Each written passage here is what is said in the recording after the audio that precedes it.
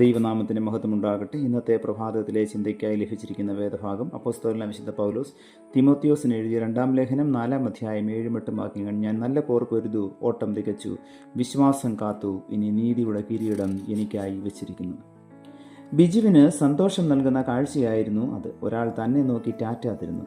കുഞ്ഞു മനസ്സിൽ ചില ചിന്തകൾ വിടർന്നു. അവന് മനസ്സിലായി, അത് ട്രെയിനിൻ്റെ എൻജിൻ ഡ്രൈവറാണ് ടാറ്റ നൽകിയത്. അദ്ദേഹം തന്നെ നോക്കിയാണല്ലോ കടന്നുപോയത്. തന്നെ നോക്കി ചിരിക്കുകയും ചെയ്യുന്നല്ലോ.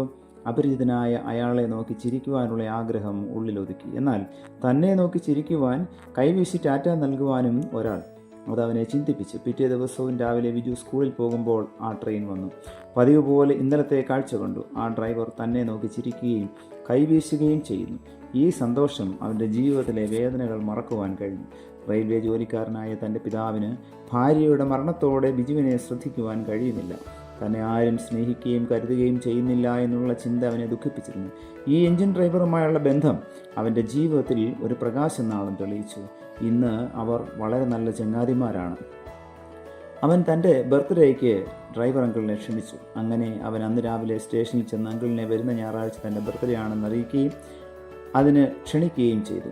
അങ്കിൾ വരുമെന്നുള്ള ഉറപ്പ് അവനെ കൂടുതൽ സന്തോഷിപ്പിച്ചു. തുടർന്നുള്ള ദിവസങ്ങളിലും അവരുടെ കൂടിക്കാഴ്ച തുടർന്നുകൊണ്ടേയിരുന്നു. ശനിയാഴ്ച അവൻ ദൂരത്തു നിന്നും ട്രെയിൻ കണ്ടു. അവൻ എൻജിൻ ഡ്രൈവർ ആരാണെന്ന് ശ്രദ്ധിച്ചു നോക്കി. അതാ തൻ്റെ അങ്കിൾ തൻ്റെ നേർക്ക് ഒരു പാക്കറ്റ് ഇട്ട് തരുന്നു. ഓടിച്ചെന്ന് അവൻ ആ പൊതി എടുത്തുകൊണ്ട് വേഗം വീട്ടിലേക്ക് ഓടി. അത് തുറന്നു നോക്കിയപ്പോൾ മനോഹരമായ ഒരു പാൻറ്റും ഷർട്ടും. തൂവെള്ള നിറമുള്ള ആ ഡ്രസ്സ് ഇട്ടുകൊണ്ട് പിറ്റേ ദിവസവും പള്ളിയിൽ പോകുവാൻ അവൻ തീരുമാനിച്ചു. പതിവിലും രാവിലെ അവൻ എഴുന്നേറ്റ് കുളി കഴിഞ്ഞ് തൻ്റെ പുതുവസ്ത്രവും ധരിച്ചുകൊണ്ട് പള്ളിയിലേക്ക് റെയിൽവേ ട്രാക്കിന് സമീപമുള്ള റോഡിലൂടെ നടന്നു. പെട്ടെന്നാണ് അവൻ ആ കാഴ്ച കണ്ടത്. കഴിഞ്ഞ ദിവസം രാത്രിയിലെ മഴയിലും കാറ്റിലും റെയിൽവേ ട്രാക്കിനോട് ചേർന്ന് നിന്ന പടുകൂറ്റൻ വൃക്ഷം ട്രാക്കിലേക്ക് വീണ് കിടക്കുന്നു. തന്നെ ഏറെ സ്നേഹിക്കുന്ന അങ്കിളിനോടൊപ്പം യാത്ര ചെയ്യുന്ന അനേകം ആളുകളെയും അവൻ ഓർത്തു. അവൻ ട്രാക്കിലൂടെ മുൻപോട്ടോടി. പല ചിന്തകൾ അവൻ്റെ മനസ്സിലൂടെ മിന്നിമറിഞ്ഞു. അവൻ തൻ്റെ തൂവെള്ള ഷർട്ട് അഴിച്ചു. തൻ്റെ വലതുകരം ആ ട്രാക്കിൽ വെച്ച് ഒരു കൂർത്ത കല്ല് വെച്ച് ഇടിച്ച് മുറിവുണ്ടാക്കി. ആ രക്തം മുഴുവനും അവൻ ആ ഷർട്ടിൽ തേച്ച് പിടിപ്പിച്ചു. ദൂരെ നിന്നും ട്രെയിനിൻ്റെ ചൂളം വിളി കേൾക്കാം. അവൻ മുൻപോട്ടോടി.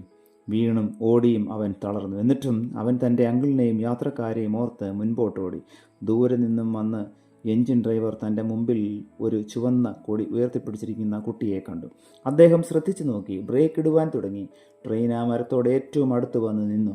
പെട്ടെന്ന് എൻജിൻ ഡ്രൈവർ ഓടി ബിജുവിൻ്റെ അടുക്കൽ വന്നു. മോനെ, നീ എന്തിനാണിത് ചെയ്തത് എന്ന് ചോദിച്ചു. അങ്കിളിനെയും ഈ യാത്രക്കാരെയും ഓർത്തപ്പോൾ ഞാൻ എൻ്റെ ജീവൻ വലുതായി കണ്ടില്ല. എന്നെ ഏറെ സ്നേഹിക്കുന്ന എൻ്റെ അങ്കിളിന് വേണ്ടിയാണ് ഞാനിത് ചെയ്തത് എന്ന് പറഞ്ഞു. ആ അങ്കിളിൻ്റെ കരങ്ങളിൽ കിടന്നവൻ ജീവൻ വെടിഞ്ഞു. പ്രിയമുള്ളവരെ, എനിക്കും നിങ്ങൾക്കും വേണ്ടിയാണ് യേശു കർത്താവ് തൻ്റെ ജീവനെ കാൽവറിയിൽ ഏൽപ്പിച്ചത്.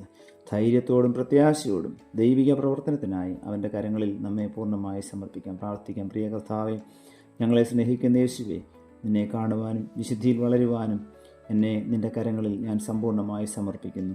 അങ്ങ് എനിക്ക് വേണ്ടിയാണ് കാൽവരി ക്രൂശിൽ പരമയാഗമായി മാറിയത് എന്നുള്ള വലിയ ആ ബോധം എല്ലായ്പ്പോഴും ദൈവമേ എൻ്റെ ജീവിതത്തിൽ ഉണ്ടാകുവാൻ തക്കവണ്ണം അവിടുന്ന് സഹായിക്കണമേ. പാപബോധത്തോടുകൂടെ കർത്താവെ, പശ്ചാത്താപത്തോടുകൂടെ എല്ലായ്പ്പോഴും അങ്ങയുടെ സന്നിധിയിൽ അടുത്തു വരുവാൻ തക്കവണ്ണം കൃപ ചെയ്യണമേ. പുത്രൻ്റെ നാമത്തിൽ പ്രാർത്ഥന കേൾക്കണം പിതാവേ.